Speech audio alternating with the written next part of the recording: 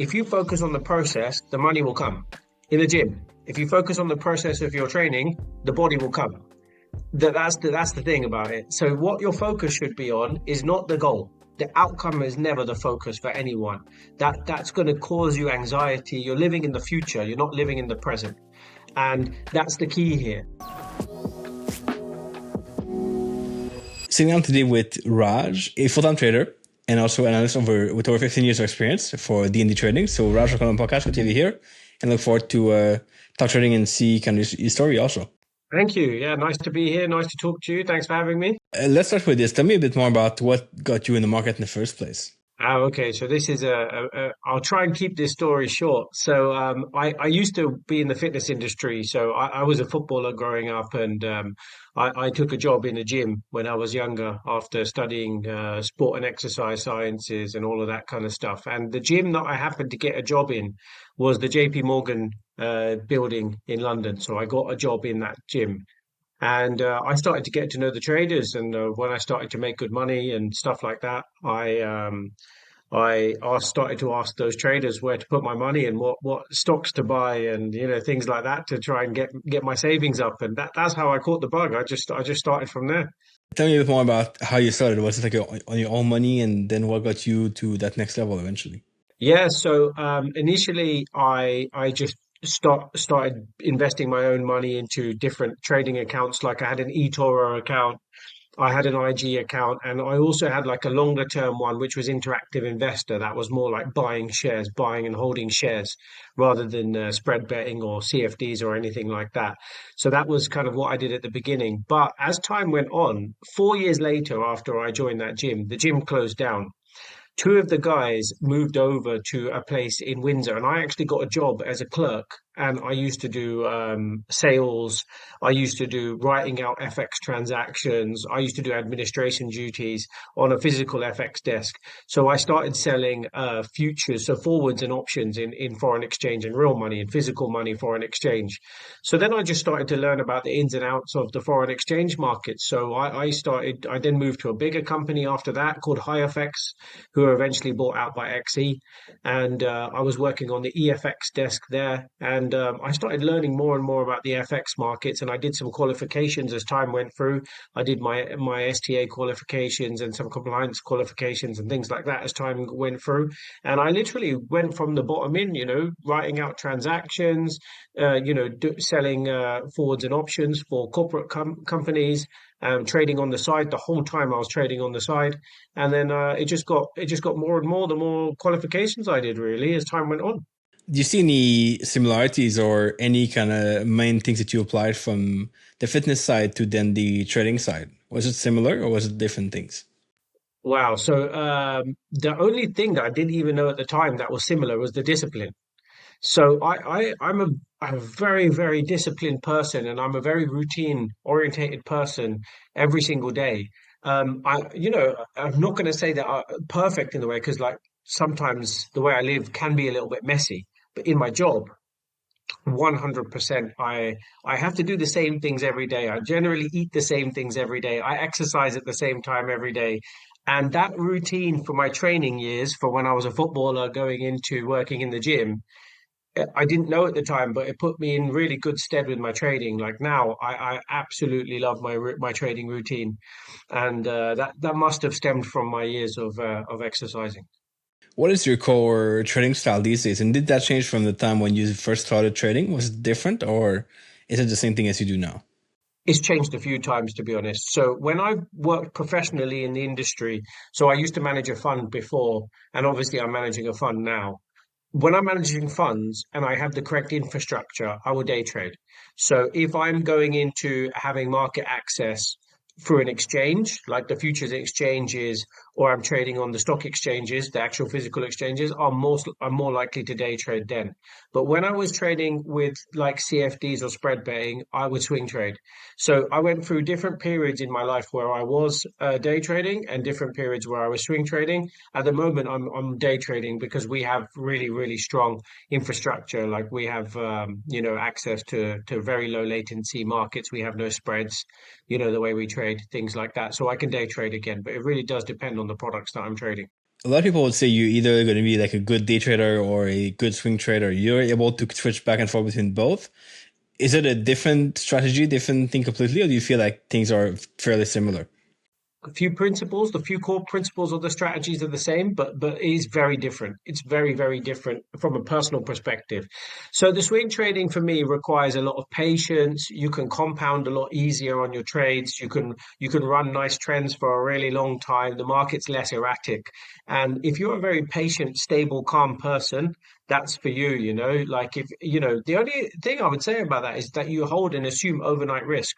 So you need to be able to sleep, put your head on the pillow at night, and know that you're running risk overnight, and anything can happen. I've lived through a few flash crashes, so I know how that feels.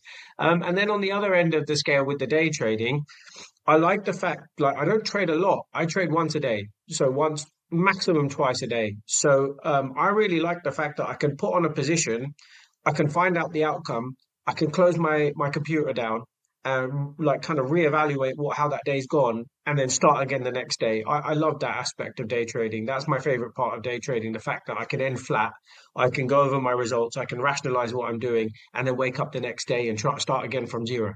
Do you feel more pressure or maybe a bit more stress when you day trade compared to when you swing trade? I think for most people, yes, but for me, no. I think a lot of people think day trading's fast and furious and they have to do this, and the markets move so fast, blah, blah, blah. I honestly, I don't really care. I'll click a button, and I believe in a lot of Buddhist principles. I'm a very Zen person. So as soon as I click the button, I will sit there and just wait for the outcome, regardless, win or lose. I don't move my stops. I don't move my targets. I will just stay calm and let the market do what the market's going to do, whether I'm in it or not. Just let it play out how it's going to play out. I have no control over that situation.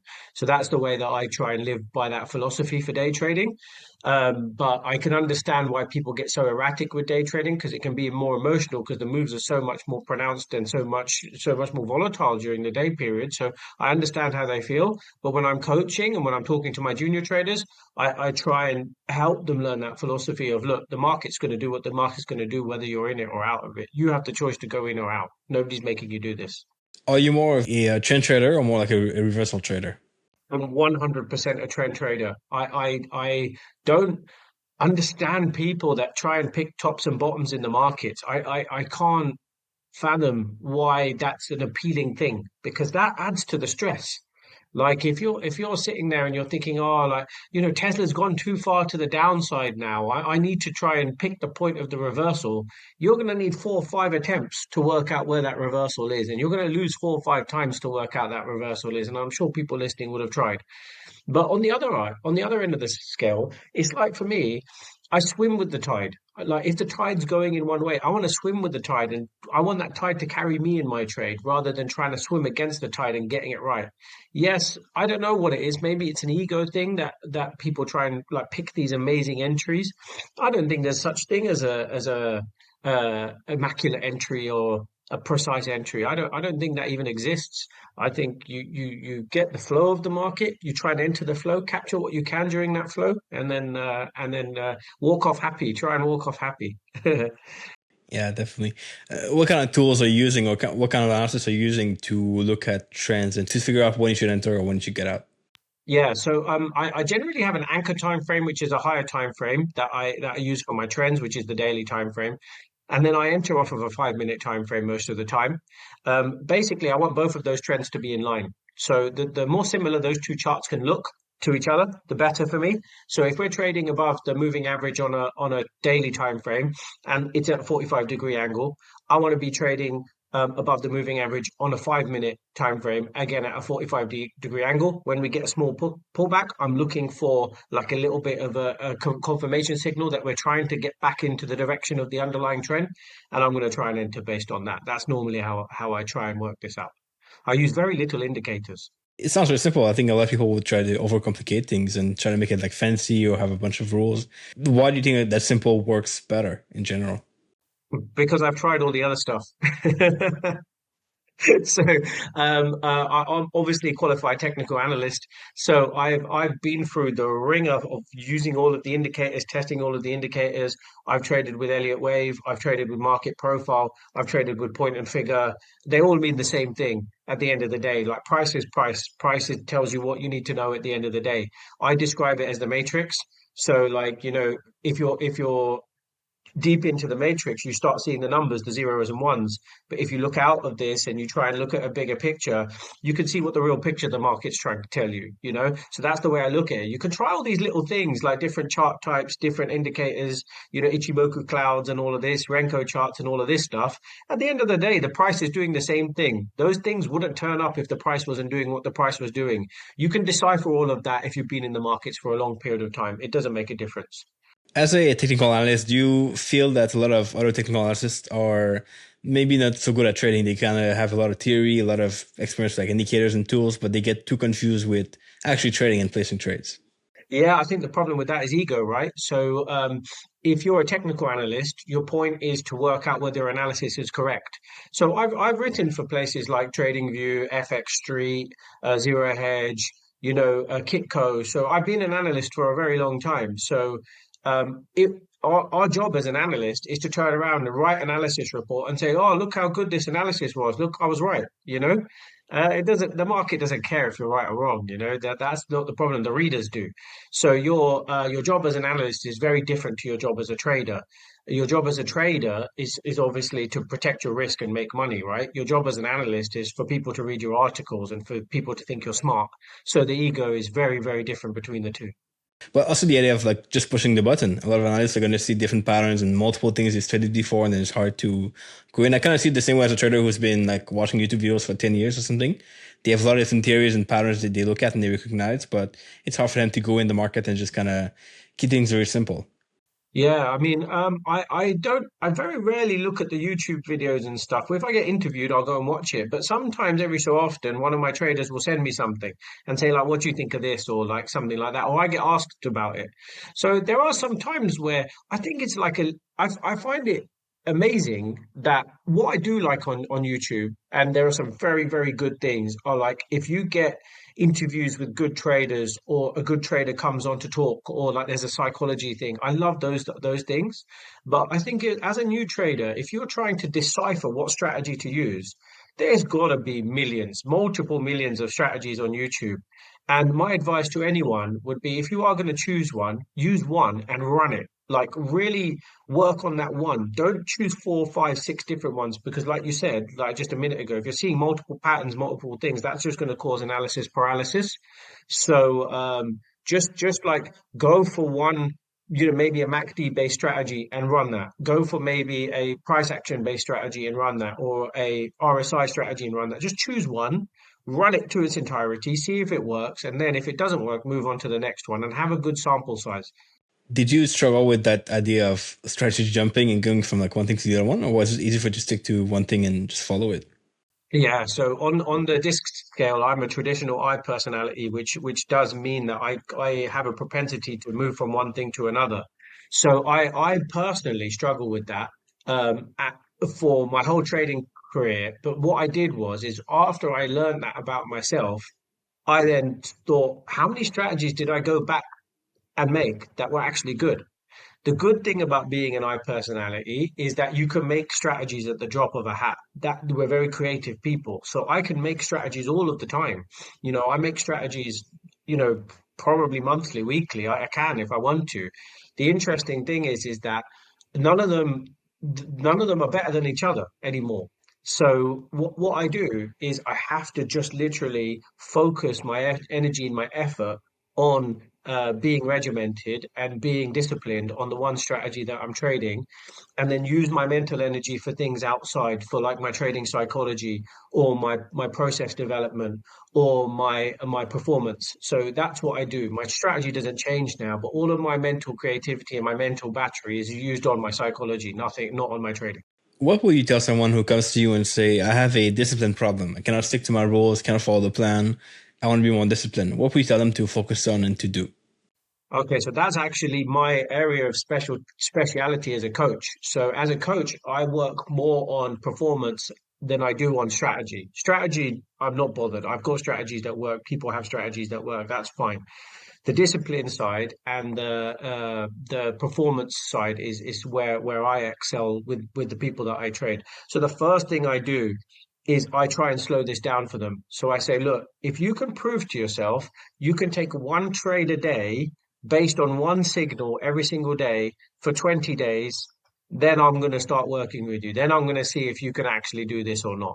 And that's the first step is like, look, slow this down, get this down at the beginning, just do one thing, do it once a day, and let's see if that works. And what that does is that starts to build that muscle. Just like when you go to the gym and you do squats and you're starting to, build your leg muscles or curls and you want to build your arms or whatever you're trying to do, that's a muscle that needs to be built as well, that discipline muscle. So, if you're trying to exercise and you jog around the block, you can't even jog. Let's say you're walking around the block and you start 5 laps a day. That's the place to start. If you can prove to yourself that you can just do 5 laps a day and you can do it every day for a week, that's step number one. That's the beginning of learning how to be disciplined. So, like in Atomic Habits, when they say you wake up, you do your bed, you know, that thing. Soon as I'd say a month, 2, 3 months down the line, you're golden. You're not even going to think about it anymore. I'm sure people go to the gym for a while, they want to, and then they don't see results. They want to get results like really fast now, today, right? From the first day they go to the gym. Do you feel like in trading it's similar? People don't want to trade, they want to see results right away. They want to see like a profitable day today. They want to be able to make a profitable month. They want to get X return per month. How do you tell people to deal with those expectations they have from trading? It's kind of like the frame of what you're doing it for. So it's interesting. The thing is that if you focus on the process, the money will come in the gym. If you focus on the process of your training, the body will come. That's the thing about it. So what your focus should be on is not the goal. The outcome is never the focus for anyone. That's going to cause you anxiety. You're living in the future. You're not living in the present. And that's the key here. So every day, if you wake up and you live in the present, you do the right things for your body, you do the right things for your mind, the future will take care of itself. So it's the same thing in the gym. In the gym, if you're doing the right thing for you today and you're eating the right things for you today, 3, 4 months down the line, you're going to see the results. And it's exactly the same with the trading. Obviously, a lot of these are Buddhist philosophies, but I find like for me, that's the best way to live it as a trader and personally. Just for my trading sphere, like if you're, I'm not saying I don't go out and have fun. Of course I do, but from a trading and an exercise point of view, it's a really important thing. Process is the key to this. What would you say are the key things traders should follow on a daily basis? Because, like, of course, there's the advice like stick to the plan, follow the strategy, but what else can they do to really be on the right track for future results?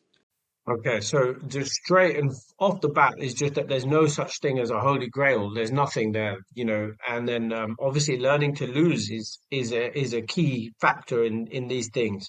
So if you're not chasing something that doesn't exist, and you actually realize that you're going to lose in this game more than you are in any other game, your ego is going to take a big hit. They're the two things on a daily basis that can really help ease your mind and calm yourself.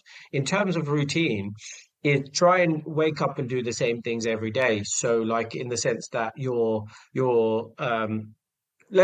go through my routine, right? So I wake up in the morning, I see what my staff are saying. I look straight at the markets as the next thing I do.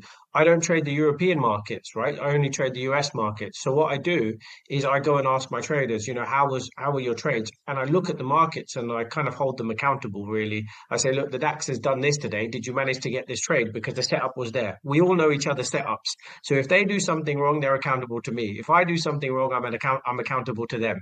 So we all coach each other every single day. So that's the first thing I do when I get up. Then after that, I have 1 or 2 sessions with a few people that I'm coaching. And then as soon as I get to that point, I've got a really strict routine. So for 10 minutes, coming up to like an hour before the trading session begins, I will meditate. So I make sure that I clear my mind, that I'm listening to my senses in the sense that like I have no preconceived notions of what's going to happen today. Once I've done that, I go over the European markets to see what sentiment's like coming into the session. Then I join the session with my traders and we talk about all the news that has come out. And then I make my watch list for the day for what I'm trading. As soon as the first setup comes in my watch list, I take the first trade and then I sit back and I wait and see what happens with it. And that's my trading routine every single day. After I finish trading, because obviously it builds up some stress in the body, before I have dinner in the evening is when I exercise. So I can wind down, get all the stress out of my system, have some dinner with my family, and then I'm chill for the rest of the evening. So every single day is the same routine for me. D&D Capital, of course, you manage a fund, which is probably very different from just training your own account and kind of taking trades yourself. How do you maintain that good level of performance in other traders who will trade for the fund? Yeah, so we were lucky enough to do well last year, so that gives us like a little bit of a buffering zone. But there were two periods in last year in which one period I was close to hitting my drawdown on in my fund to stop trading it. So essentially, I lean on you've had him on. James is my business partner, so I lean on James quite a lot in the sense that you always need somebody to talk to.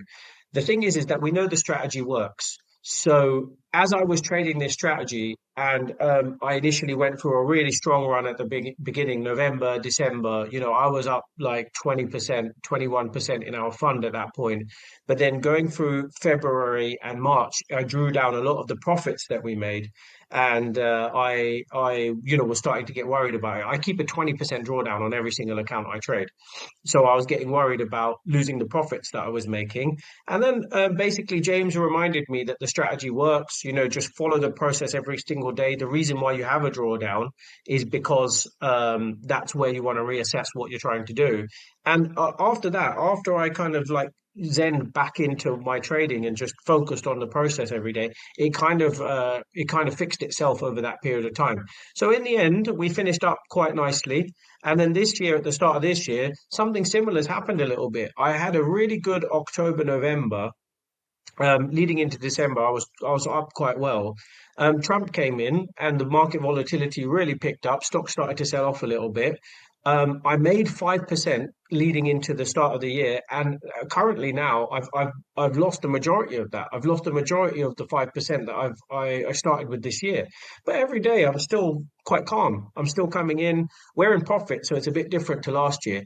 But I'm coming in just doing the same things every single day, and that's why my risk management there is. If I ever have to have that conversation when I get close to my drawdown, I'll have that conversation. But that's why the drawdown is there. I'm very calm about it. Yeah, I mean, it's been a tough part for sure for a lot of traders recently. But tell me a bit more about how do you run the fund with you, of course, maybe trading, but there's other people involved also. There's like probably the investors, there's probably other people who trade, and kind of how do you keep them all on track for good performance? Yeah, it's really good. Like we have automated risk management processes for every single trader that we have. So let's say, for example, we got a new trader. We may say to the trader, your drawdown per trade is $50 per trade. And your maximum amount of trades you can take a day is two or three. So that's all automated. They can take their trades, but if they hit their drawdown, they'll go into a liquidation mode that we have to take them out of. So that's all automated on that side. But the more senior traders that I have, I've got some great traders. They're a little bit more flexible. So what I do with them is, let's say, for example, they might have a limit of $1,000 a day or $500 a day or something like that. They'll all have different limits depending on how good they are, right? Some of them have higher. What I'll do with them is I'll back off. So I'll say to them, well, that's your limit every single day. You could afford to go 40 days of losing. That's when you're getting close to your personal drawdown as a trader. And we have all of this agreed with everybody at the beginning. And then they keep running their strategy and running their performance. Now, what I do, we all speak to each other weekly and some of them monthly, and we go through the trades. So, for example, if somebody takes trades, they'll send me a text message, I'm in this trade, or they'll send me their journal. And I'll say, okay, if you lost this trade, no problem. Was it the perfect setup? Was it the perfect entry? If it was and you lose it, fine.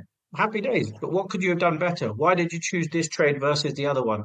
Like yesterday, I was in Amazon, and Amazon was a good trade. If I chose Apple, I would have lost. If I chose Amazon, I would have won. Why did I choose Amazon today and I didn't choose Apple? Why was it a good pick?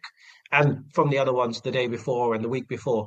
So our sessions with each other are very important for that, and we manage them all the traders individually. They all have their own individual drawdowns, and then they all have their own individual trading strategies and stuff as well. And we're open. We all know each other, how each other trade, so we can all be accountable to each other. All right, so these traders trade different strategies. They're not all the same stuff, right?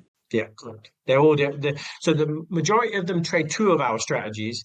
So I've got a market opening strategy that I use, and maybe about three of us trade that, and then the rest of them trade another candle strategy, a candlestick pattern strategy that they trade during around the first hour and a half of the US Open, and then they do that. In Europe as well, we have the same thing. So we've got altogether we've got five strategies altogether. They normally pick one of them. Sometimes I've got a trader in the States that's come with his own strategy, but they have to explain it and they have to understand it so then we can all hold that person accountable as well. And I imagine at some point you have to kind of coach them if they hit the drawdown or if they're not working well. How do you take care of that? So there's two parts. So one, when they get halfway to their drawdown, I get an alert on my system saying, okay, this trader's halfway to their drawdown. Give them a call, see if they're okay, stuff like that. Then if they hit their drawdown normally, like I said, they're 20% drawdowns. If they hit their drawdown at 20%, then they get cut off from trading. We restart the process again. We go through the simulation process. We go through the testing phase, then we go through putting them back live again with a small account, and then we scale them up as time goes on. So nobody just gets kicked out. That's one thing about us. We're a good bunch. We know that sometimes people have to twist and turn to find the right strategy for them. The amazing thing that I have found is that the simulated phase that we have, I've had two or three traders that have gone through that with flying colors. Great stock pickers. They do things really, really well. They go live and they absolutely capitulate. But the ego is still the same, really, between the simulated phase and the live phase. The only difference with the live phase is real money. But in the simulated phase, you're still trading for a real reason to prove that you can be live, right? So there's no less ego in the differences between the phases, apart from the fact that it's real money. But it's not like trading a demo versus trading live because you're still trading for a reason. You're trading to prove that you could be a good trader, and that phase is interesting. And normally, the first week of trading, a lot of the traders struggle in their first phase of trading. They go live, they struggle. Everyone, I'd say 90% of them. How hard is it to find good traders for the fund? Like traders who qualify and are ready to trade live capital? Yeah, we've got a good success rate of producing good traders. So that's the first thing I would say. But I would generally say, so we've been doing this process for just over 2 years now, and we fully funded about seven or eight of our traders now. So in terms of the talent pool that's come through that, everybody's at different stages. So it's unfair to say, oh, some people haven't made it. That's not true because some people need longer than others. So I'd probably say we've had maybe 40 traders or 50 traders go through this process, but there's still about 20 of them that are going through the process. So if you imagine that, 20 of them just can't do it, they're not ready. We've got seven or eight really, really good traders, and then we've got 20 that are still going through the process. Now, in terms of the traders that didn't make it through this process, the thing is that they might need to do a different style of trading. They might need to be swing traders. They might need to trade a different asset class. Maybe stocks are too quick for them, like at the US Open. So they maybe need to slow something down. So we're in the process of still twisting and turning for some of those traders to find out the correct trading style for them. Can you figure out really what style of trading is best for them, or do you have to wait and have them try it and see how they perform and then move them to something else after? So we do disc and risk personalities. So we do their personality profile, then we do a risk personality profile, and then we have to work with their schedule. So some traders can't trade at the same time every day. People have different commitments and all of this kind of thing. So we work on it based on an individual case by case basis because everybody's different. But what is funny is sometimes, like I've had a trader, a recent one that I can think of. She turned up to me and she didn't think she was going to be a day trader. She thought she wanted to be a swing trader. She's a great She's a great day trader. And some anomalies like that happen sometimes, and you have to be open to being adaptable as a human being because what you think suits you might not suit you at all. The opposite might suit you, and we don't know, you don't know why until you start going through the process. Tell me where people can find you and connect with you after this podcast. What can they find out more about the D&D Capital? Yeah, so our website dndtrading.co.uk is the place. I do a lot of my posting, like just free educational posting on LinkedIn. So I'm normally quite heavy on LinkedIn, and a lot of people contact me on that, basically because um, To be 100% honest, we're all ego-driven people, so you need to satisfy that somewhere. And then the other thing is that the talent pool that comes through for trading, we want to be like the next Millennium, the next S&B Capital, the next Marex, the next Tower Trading. That's what we want for D&D Capital and for D&D Trading School. So we want this for us, and this is the process that we have to go through to find good traders. We're luckily enough, we have found some brilliant traders. I always say to James, if after a true 3 year period, we come out and we've got 15 traders that are all profitable, doing really well, we've done a good job, really. Like if we can fund 15 traders and we've got 15 traders that are all making money, hedging each other, that's us. We've done a really good job. But that doesn't mean we have to stop there. We can grow to be the next big company. We can grow to be the next big trading firm that's, for the people. And that's kind of what we want to do. We're not capitalists in the way that, like Goldman Sachs, like in that way where we keep everything in house. We actually generally trade for the people. Like if our traders do well, we do well. If we do well, our traders do well. We all try and succeed together. I'll leave the link below so people can check it out directly and they can connect with you there directly and see all your work and check out, of course, D&D Capital. I appreciate your time here, Raj. It's been a lot of good talking about trading. And of course, we can bring you back on and talk trading next time.